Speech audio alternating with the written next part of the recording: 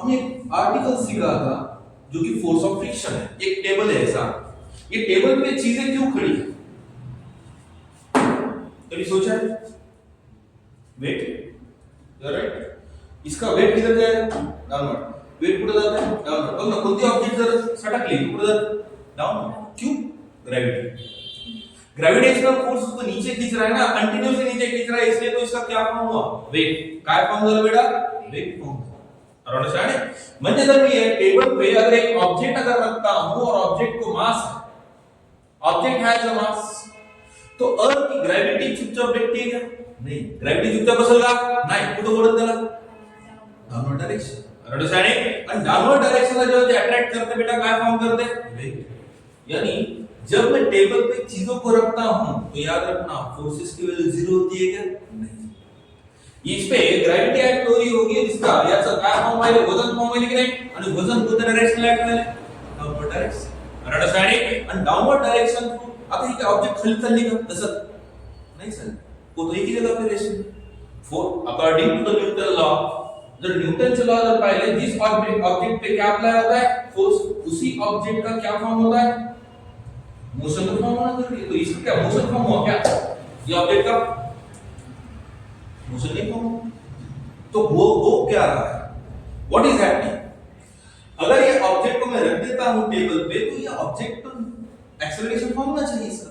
आपका साइन है ना, इसको ग्रेविटी अटैच होगी और नीचे के डायरेक्शन में खींचेगी, यानी इसका जो वेट है, याचं जे वजन आहे बेटा, ते कोणत्या डायरेक्शन ला ऍक्ट व्हायले? Downward direction.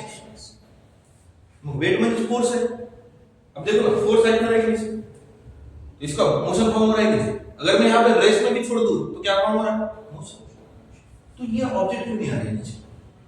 तो याद रखना, ये ऑब्जेक्टचा सरफेस आणि या टेबलचा सरफेस कशामध्ये आ रहे? कॉन्टैक्ट। कशामध्ये आ रहे? कॉन्टैक्ट। किसमें आ रहे हैं? कॉन्टैक्ट में आ रहा है, जिसके कारण क्या फॉर्म हो रहा है? फ्रिक्शन। क्या फॉर्म हो रहा है? फ्रिक्शन। फ्रिक्शन के एक हाथ से होता है क्या? हाँ, घर से एक हाथ होती है कभी? वही ना, दोनों हाथ का, दो हाथ लेने पड़ेंगे तभी जाके क्या फॉर्म होगा? फ्रिक्शन। और अंडरस्टँडिंग करतो ना? म्हणजे जेव्हा आपण एखाद्या टेबलवर वस्तू ठेवतो, मला सांग ती वस्तू खाली येत नाही का? तर त्याला रिस्पॉन्सिबल तिथं फॉर्म झालेलं काय? फ्रिक्शन है। और अंडरस्टँडिंग? यही सरफेस पे यहां पे किधर दोगे जहां पे कांटेक्ट फॉर्म हुआ, जिथं कांटेक्ट फॉर्म झाला तिथं काय फॉर्म झालं बेटा? फ्रिक्शन। अंडरस्टँडिंग? आता समजलं सर्वांना? फोर्सेस समजायले, जेव्हा आपण एखादे ऑब्जेक्ट भी ठेवतो कुठेही, तरी त्याच्यावर फोर्सेसची व्हॅल्यू झिरो राहते का? नाही, कंटिन्यूअसली त्याच्यावर काय ऍक्ट व्हायले? फोर्सेस ऍक्ट व्हायले। अंडरस्टँडिंग? मैं खड़ा हूं तो क्या मेरे पे फोर्स जीरो है क्या? माझ्यावर फोर्स जीरो आहे का? नाही। वेट कुठे ओढायला मला? Downward direction. माझ्या पायाचं काय फॉर्म झाले? फ्रिक्शन। क्लियर? सर्वांना समजायले? ओके ना? आता बघा, फ्रिक्शन आपण कशाला दाखवणार? एफएस। कशाला दाखवणार? एफएस। आणि जिथं फ्रिक्शन आणि वेट असतं लक्षात ठेवायचं, सरफेस ला एक परपेंडिकुलर, ये सरफेस को मैं क्या प्लॉट करूंगा? परपेंडिकुलर। काय प्लॉट करायचं? परपेंडिकुलर।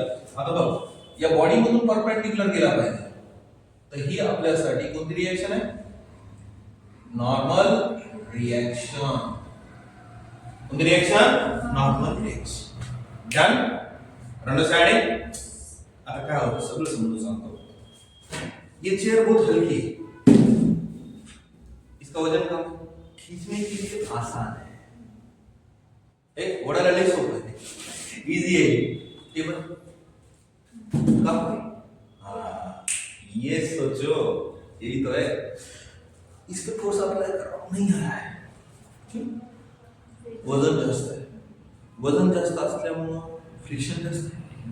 अंडरस्टँडिंग? वजन ज्यादा है तो क्या ज्यादा? फ्रिक्शन।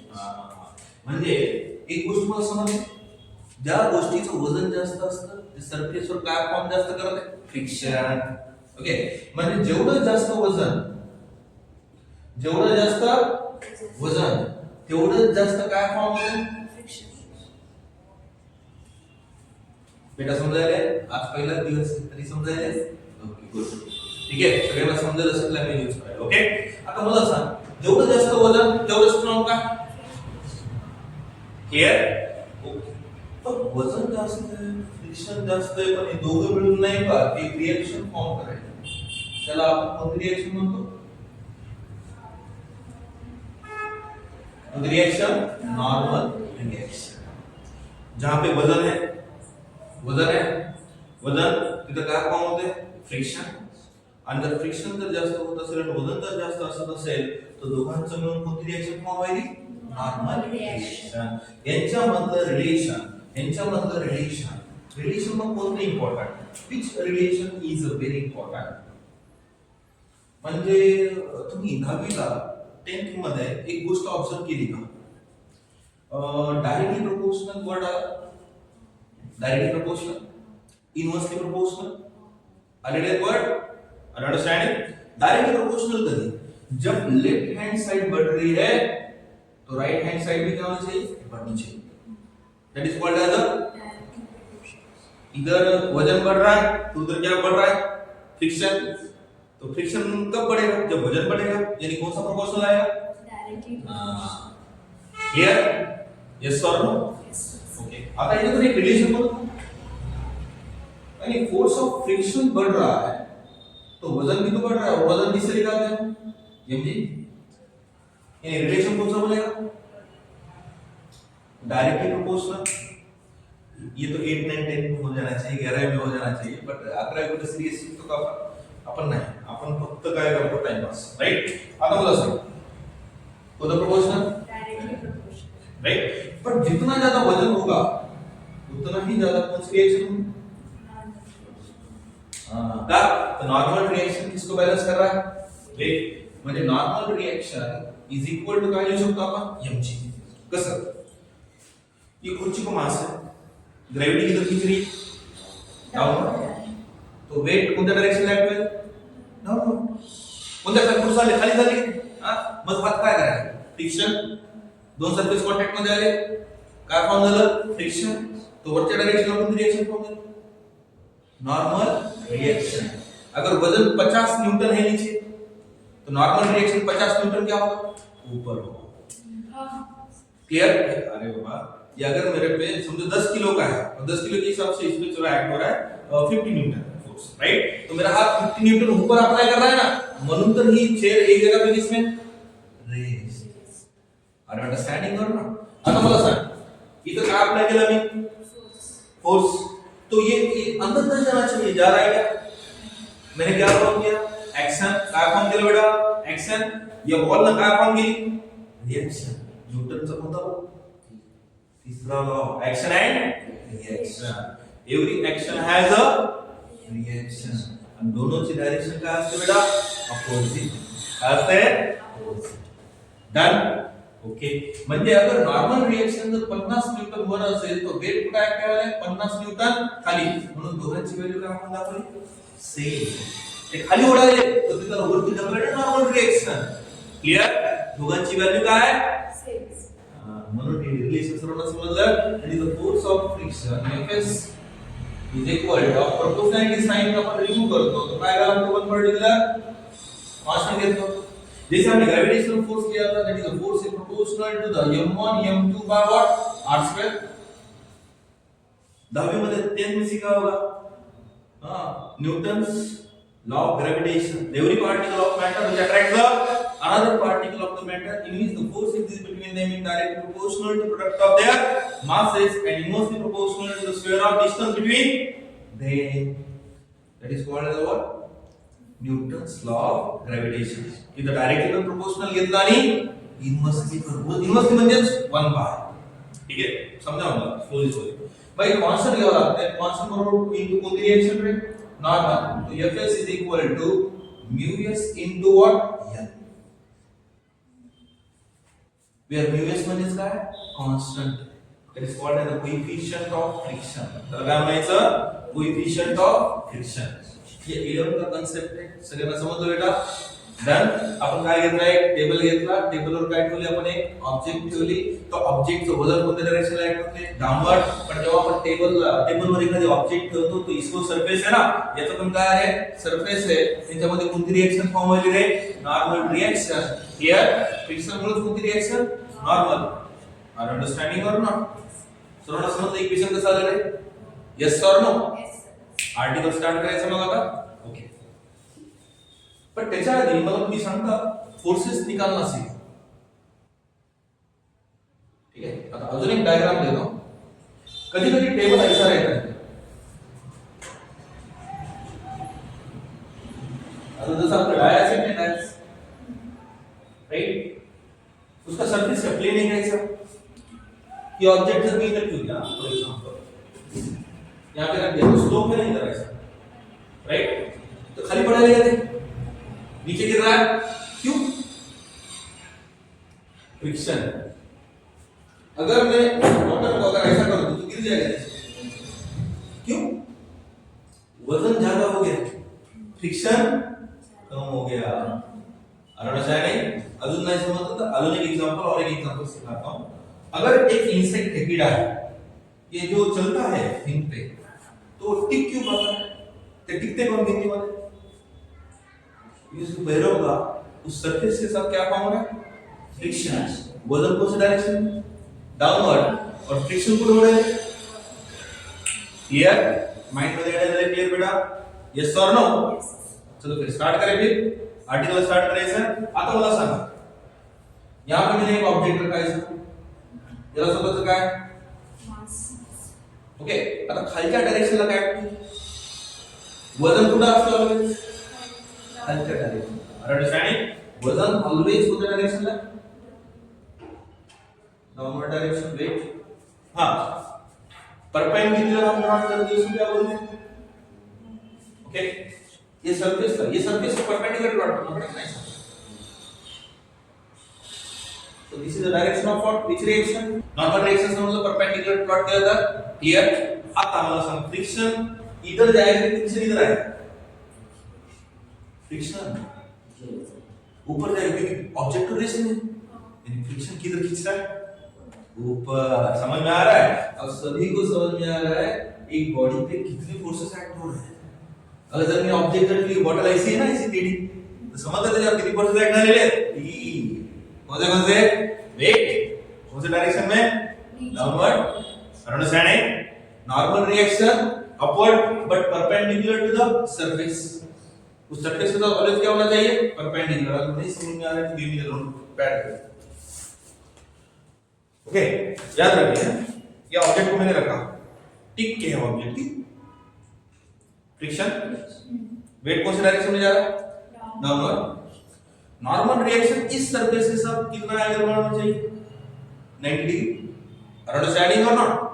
अगर मैं थोड़ा टेढ़ा कर दिया इसको तो भी टिक के थोड़ा बहुत ना. अब मुझे बताएंगे, नॉर्मल रिएक्शन परपेंडिकुलर है, वेट कौन से डायरेक्शन में, और फ्रिक्शन इधर अपवर्ड्स. अगर ये फ्रिक्शन कम हो गया तो किधर आएगा, इधर शिफ्ट हो जाएगा और ये पे नहीं सीधे. अंडरस्टैंडिंग और नॉट, यही सीखना. ठीक है. Derive an expression for the maximum possible speed of the vehicle. Maximum possible speed of the vehicle moving along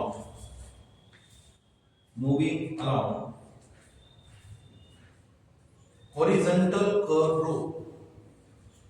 Moving along the horizontal curve route.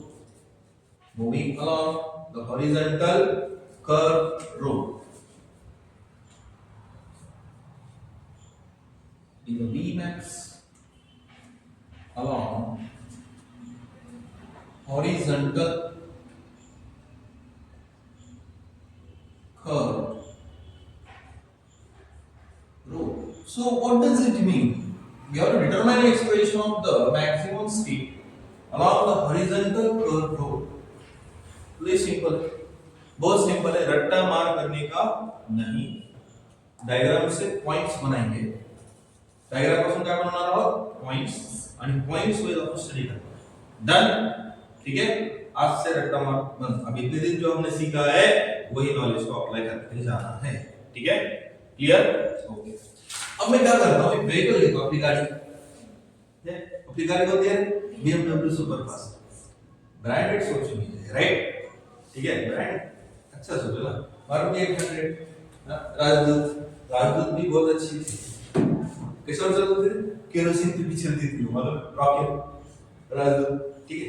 अब काय करतो मी, व्हेकल घेतो, गाडी घेतो, ठीक आहे, आणि सरळ रोडवर नाही पळवणार, वाकड्या रस्त्यावर जसे शेतामध्ये जाताना धुरे रस्ते राहते, धुरे रस्ते राहते, टेढ़े मेढ़े, उस रस्ते पे हम गाड़ी लगाएं, राइट? तो मैं क्या करता हूँ, I will take the road here, now this is a road, और ये अपने लिए कौन सा रोड है? स्ट्रेट रोड नहीं, कोणता रोड आहे? कर्व रोड आहे. ह्याच्यावरती गाडी घेतली आपण, टॉप व्ह्यू पाहिलं, ऊपर से देख रहे हैं, तो ये मेरी गाड़ी जा रही है. ये गाड़ी का खुद का क्या है? मास कितना है? Small M plus L. हर प्रत्येक ऑब्जेक्ट का क्या असते? मास. ये ऑब्जेक्ट को क्या है? मास. मुझे क्या है? मास. ठीक है, ये माइक को क्या है? मास. हर इसको क्या है? मास. क्योंकि हर एक में क्या है? मैटर है. क्या है? मैटर है. और एक को क्या है? मास. तो ये कार मैंने लिया, एक व्हीकल लिया, व्हीकल. कार को क्या बोलेगा? व्हीकल. क्या बोलेगा? व्हीकल. व्हीकल बोलोगे तो बस में आएगा, कार में कौन सी भी कार आएगी, BMW आएगी, मारुति 800 ले लो, ऑल्टो ले लो, टेरिट ले लो. व्हीकल म्हणलं तर काय? सगळेच गाड्या आहेत. ओके, आपण काय घेतली? एक व्हीकल घेतली, त्या व्हीकलला स्वतःचं काय? मास आहे, आणि ते मास किती कन्सिडर केलं आपण? स्मॉल. आणि ते कोणत्या रोडवर पळाली बेटा? कर्व. ओके, आणि कर्व रोडवर पळत असताना तुम्हाला माहिती आहे उसका मोशन कौन सा मोशन बन जाएगा? लीनियर मोशन है? नहीं. कौन सा motion? What do you mean by circular motion? बेटा नवीन आले लक्ष दे. सर्क्युलर मोशन म्हणजे काय? आता मला सांग, हे मी जर सर्कम्फरन्स वर पळायला असं सरळ न जाता काय केलं? अशा वर तो आपका सेमी तो मराठी में क्या है? सर्कम्फरन्स पे घूम रहा हूं. am I right? अगर किसी का मोशन अगर सर्कम्फरन्स पे हो रहा है तो डेफिनेटली कौन सा मोशन है? सर्कुलर. पर ये आप बोलोगे राउंड साइड, ये थोड़ी सर्कम्फरन्स है. हां, अब मैं क्या करूंगा, इतना ही पोर्शन पे मोशन स्टडी करेंगे. अंडरस्टैंडिंग और ना, इतना ही पोर्शन, बाकी कुछ सब भूल जाओ. तो मुझे बताएंगे इधर क्या होगा? सेंटर. इसको क्या होगी? समझ में आ रहा है? म्हणजे आपण जेव्हा कुठेही कर्व रोडवर जातो तिथे स्वतःचं काय असते? सेंटर. आणि ऑटोमॅटिक काय बनते? क्लियर? किती सिंपल आहे. आता हे कर्वेचर आहे की नाही, रोड कर्व रोड आहे की नाही, तर मला सांगितलं कुठेतरी काय असेल याचं? आणि काय ना काय असेल? बन गया पॉइंट. इधर किधर तो भी क्या होगा? सेंटर होगा. और ये इसकी क्या होगी? रेडियस होगी. क्लियर? अब पहला पॉइंट इतना सिंपल है, कंसीडर अ व्हीकल. एक व्हीकल हमने लिया, उसको मास कितना है? Small m. Okay, is moving along the which road? Curve road with the velocity. जब भी हमने सीखा था कि सर्कुलर मोशन जब ऑब्जेक्ट परफॉर्म करता है it possesses the two types of the velocity. एक असते बेटा लिनियर वेलोसिटी, दुसरी कोणती असते रे? अँग्युलर. आणि त्याच्यामध्ये रिलेशन आपण दिलं होतं, that is v is equal to r into omega. यही तो है, सीखो अच्छे तरीके से सीखो. अब मैंने क्या किया, व्हीकल लिया, व्हीकल का स्वतःचं काय आहे? मास आहे, आणि ते मास किती आहे रे? Small m. अब ती कोणत्या रोडवर पळाली रे? कर्व रोडवर. आणि कर्व रोडवर जब वो मोशन परफॉर्म करती है तो आपको मालूम है कौन सा मोशन परफॉर्म करता है? वो सर्कुलर मोशन. और सर्कुलर मोशन में कितने टाइप की वेलोसिटी होती है? दो. कितने टाइप की वेलोसिटी असतात? दो. कोणते रे? Linear velocity and angular velocity. तो अब पॉइंट्स में लिखना पड़ेगा ना. Consider vehicle of mass small m moving along the which road of having the centre. Centre का नाम दे देंगे हम, कितना है? O and R be the radius. पहिला पॉइंट उड गया. बट जब भी कार सर्कुलर मोशन परफॉर्म करते, जेव्हा कार सर्कुलर मोशन परफॉर्म करते त्याला दोन टाइपचे वेलोसिटी असतात. एक असते बेटा कोणती? Linear velocity. आणि दुसरी कोणती असते रे? Angular velocity. क्लियर? ओके, पहिला पॉइंट सर्वांना समजलं. पॉइंट बनू का? बना देंगे. तो रट्टा. आज तक आपने 8 9 10 में रट्टा मारा है. ठीक है, अभी तो रट्टा मारता हूं, तुमको अंडरस्टैंड करना चालू. ठीक है, मैं बात करता हूँ, मेरे मन में कुछ नहीं रहता, मैं सीधा बोलता हूँ. ठीक है, ये मेरा स्वभाव है यार. आप बोलोगे रोज सबको बात करता है. ठीक है, चलो पहला पॉइंट बनवायचा. Consider a vehicle. एक व्हीकल घेतली आपण ऑफ मास मूविंग अलोंग सरळ रोड आहे. कोणता रोड? रस्ता वाकडा आहे ना, म्हणून त्याला कोणता रोड म्हणायचा? Curve road. Along the curve road such that having the centre, centre किती आहे O and radius किती आहे smaller. Clear as shown in diagram. अब इसको मैं डायग्राम क्या बना देता हूं क्लियर, क्योंकि दूसरी डायग्राम आने वाली है वो हमने पहिले वैसे नहीं सीखेंगे, हम डायग्राम्स को बनाएंगे. डायग्राम्स आपण बनवणार शिकणार आणि त्यातून काय बनवणार आहोत पॉइंट्स. ठीक आहे as shown in कोणता डायग्राम ए डन. माइंड मध्ये क्लियर, पहिला पॉइंट उड गया. अब दुसरे पॉइंट की तरफ जाएंगे.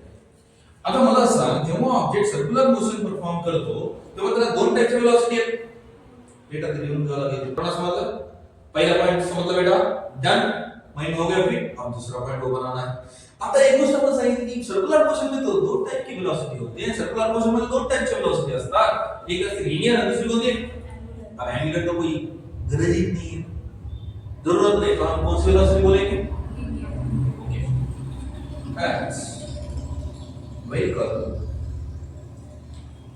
is performing which motion? CM म्हणजे कोणता मोशन? ओके फुल फॉर्म लिखते बैठूंगा क्या? so that let V be the, इधर यहाँ पे आधा देना पड़ेगा. V be the which velocity? Linear velocity of the vehicle. Right? दूसरा अपन पॉइंट क्या झाला? उड़ना. डन. ग्रेट. अब अगर एक पर्सन इधर से देख रहा है, ठीक है, या फिर एक पर्सन इधर से देख रहा है, कार चालली आहे कर रोडवर आणि पाहिलं असं, तो कार कैसे दिखेगी आपको पता है? ये डब्बा दिखेगा ऐसा कुछ, हाँ, और नीचे क्या होंगे? अंडरस्टैंड? मग हे इतके असं आपण 11वीचं का शिकलो यार? ये क्यों सिखाया? ऐसे मेरा मूड हुआ बोल सिखाया क्या? नाही ना. अंडरस्टँडिंग करायची असेल तर 11वीचे कन्सेप्ट खूप महत्त्वाचे आहेत. मी जेव्हा एसएम ला शिकवत होतो स्ट्रिक्ट काऊन राहतो, हाँ, ये कसं क्लास से एक एटमॉस्फेयर रहता है. ठीक है, एटमॉस्फेयर बिल्ड करना पड़ता है. ठीक है, तो कॉलेज में सब तरीके के लोग आते हैं. जिनको पढ़ना है वो भी आते हैं, जिनको नहीं पढ़ना है वो भी आते हैं. ठीक है, अब उनके लिए क्या मैं क्या माइंड ड्रामा हो गया ऐसा? नहीं ना. वहां पे तो क्या रखना पड़ेगा? स्ट्रिक्टनेस रखना पड़ेगा. क्लियर? अंडरस्टैंड? तो वो नेचर यही पे थोड़ी है. यहाँ पे अपना टाइम सुन, देखो टाइम कैसे भाग रहा है. बोलते बेटे सर सरड़ा समझ रहे हैं? 2 पॉइंट हो गए. अब कार को आप देख रहे हो पीछे से, तो कार ऐसे दिखती है. ये नीचे क्या है? टायर्स है. और ये कौन सा सरफेस है? रोड सरफेस है. अंडरस्टैंड? अब यहां तक तो रोड था, इधर इधर क्या था? देखो इधर इधर तो क्या है? सेंटर. और ये यहां से यहां क्या बनी? समजा डायग्राम कसं पाहिलं बाबा? ही वरतून पाहिलं असं. अरे बाबा जेव्हा तुम्ही गच्चीवर राहता वरतून लोकांना पाहता की नाही काय दिसते? अशी सरळ दिसते. बट सामने से जब देखते हो तो एक तो उधर जाता है या फिर इधर आता है. अंडरस्टैंडिंग? प्लीज क्या देख रहे हैं? पीछे से देखते हैं गाड़ी. डन. माइंड मध्ये आयडिया झाली फिट. मला सांगा कोणती वेलोसिटी इकडे? लिनियर वेलोसिटी आहे. डन. आता ह्याच्यावर फोर्सेस किती ऍक्ट होत असतील? फोर्सेस किती ऍक्ट होत असतील? गाडीपैकी फोर्सेस कितने हैं? 3. You are right. अरे गलत आंसर बोलना तो सीखो. 3 कोणते कोणते? ओके. और ग्रेविटेशनल फोर्स. ठीक है, यू आर राइट एक्चुअली. और भी तो ऐड हो रहे हैं. Centripetal force you are right. Centrifugal you are right, but passenger पे, कार पे नहीं. ठीक है, हाँ, गाड़ी को वजन होगा, मास बोला था, तो वजन कोणत्या डायरेक्शन? राइट. पहिला फोर्स गाडीवरचा तुम्ही ऑब्जर्व करायला ना, हाँ, तो पहिला फोर्स कौन सा एक्ट हो रहा है? डाउनवर्ड डायरेक्शन में. जो कि कार का क्या है, वेग। दूसरा फोर्स टायर का क्या फॉर्म है, फ्रिक्शन, और फ्रिक्शन और वेट मिलके कौन सी रिएक्शन फॉर्म कर देते हैं, नॉर्मल रिएक्शन में सरफेस लगा कर रखते हैं, कितना एंगल होना चाहिए, 90 डिग्री। तो ऊपर की डायरेक्शन में कौन सी रिएक्शन, नॉर्मल रिएक्शन। और अंडरस्टैंडिंग, रोड पे क्या फॉर्म हो रहा है, फ्रिक्शन। अब ये कौन सा मोशन परफॉर्म कर रहा है, सर्कुलर मोशन। तो कौन सा फोर्स नेसेसरी है, सेंट्रीपिटल फोर्स। जैसे भूख लगती है तो खाना जरूरी है, जैसे सर्कुलर मोशन में कौन सा फोर्स नेसेसरी है, सेंट्रीपिटल फोर्स। कौन प्रोवाइड कर रहा होगा, फ्रिक्शन इधर जा रहा है, फ्रिक्शन इधर जा रहा है, इधर जाने किधर, सेंटर। ओके, तो फ्रिक्शन की डायरेक्शन सेंटर की तरफ है, यानी ये फ्रिक्शन ही कौन सा फोर्स प्रोवाइड करता है, सेंट्रीपिटल। अंडरस्टैंडिंग और नॉट। जैसा एटम में न्यूक्लियस के अराउंड में कौन रिवॉल्व करते हैं, electrons. Electrostatic force of attraction between nucleus and electrons provide the necessary centripetal force. वैसा ही यहाँ पे जब भी गाड़ी कर्व रोड पे घूमती है तो गाड़ी के टायर का क्या फॉर्म होता है, वो तो फ्रिक्शन क्या प्रोवाइड करता है, सेंट्रीपिटल फोर्स। अब बहुत सारे एक्सीडेंट होते हैं, गाड़ी के टायर खराब हो गए और वो कर्व रोड पे ही होते हैं, राइट। जब वो टर्न लेता है, फ्रिक्शन ही फॉर्म नहीं हुआ तो, राइट, गाड़ी सीधा आउट, डायरेक्ट फोटो। याद रखना, कधी लक्षात ठेवायचं, जेव्हा गाडी नाही का कर्व रोडवर मोशन परफॉर्म करते, टायरचं फ्रिक्शन कोणता फोर्स प्रोवाइड करते, सेंट्रीपिटल फोर्स, राइट। माइंड मध्ये लक्षात राहील, डन। फ्रिक्शन फार महत्त्वाचं आहे, क्लियर। आता मला सांगा, गाडीवर किती फोर्सेस ऍक्ट व्हायले, कोणते कोणते, normal reaction, weight, centripetal force. आता सर्वात पहिलं फ्रिक्शन, नंतर आपण सांगू, ठीक आहे। मेन किती फोर्सेस ऍक्ट व्हायले, तीन, कोणते कोणते, नॉर्मल रिएक्शन, अरे बोलना सीखो ना, normal reaction, weight and friction. आगे पुढे जातं तरी चालतं, नो प्रॉब्लेम। नेक्स्ट पॉइंट बनाएंगे, then the forces acting on vehicle or given by, right, किती फोर्सेस, कोण से, पहिलं गाडीचं वजन म्हणजेच weight of the vehicle mg, acting in which direction, downwards direction. दूसरा कोणता रे बेटा, फ्रिक्शन। पण फ्रिक्शन नंतर कोणती रिएक्शन, नॉर्मल रिएक्शन, कोणत्या डायरेक्शनला, upward. The force of friction, पहिले आपण normal reaction, the normal reaction जो कि किससे लिखा है, यानी acting in which direction, upward direction, clear, done। तीसरा कौन सा फोर्स है, फ्रिक्शन। फ्रिक्शन की डायरेक्शन कोणा काय, कशावर चालतं, okay, very good. Third one, that is the force of friction,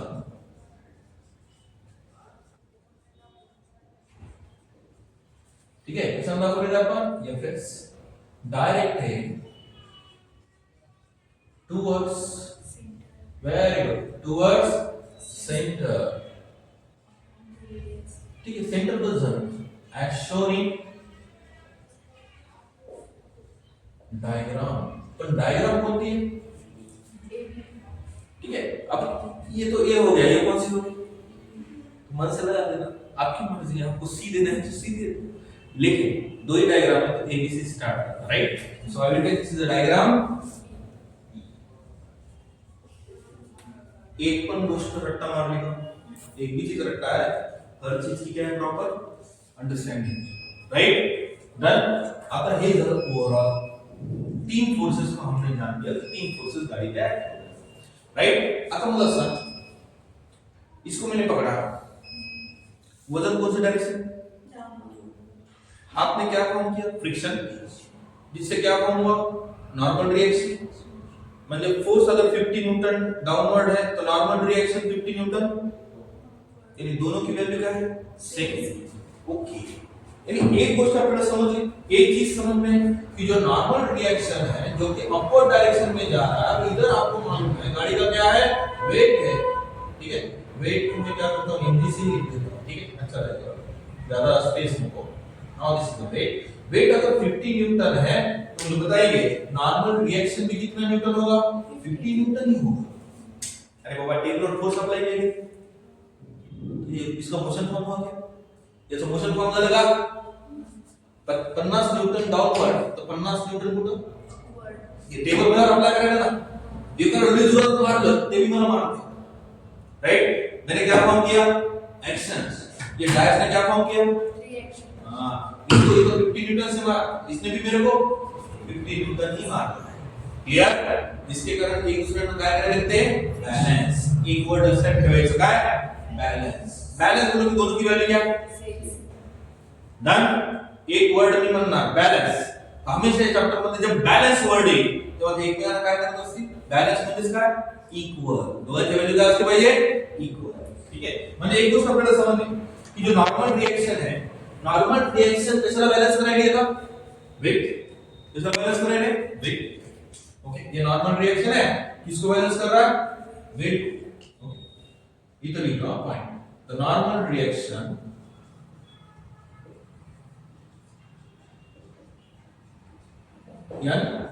balances, कशाला बॅलन्स करायला?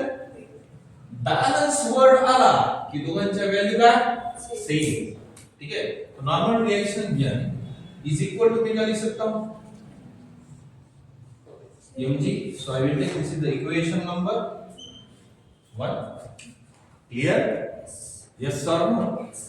फिर से एक बार रिपीट करता हूं, और कल जो स्टूडेंट्स आएंगे फिर समझ में नहीं आएगा और मुझे फिर से क्या करना पड़ेगा? थोड़ा बहुत पोर्शन रिपीट करना पड़ेगा। यानी आधा आर्टिकल आज और आधा आर्टिकल कल डिस्कस करेंगे। जनरली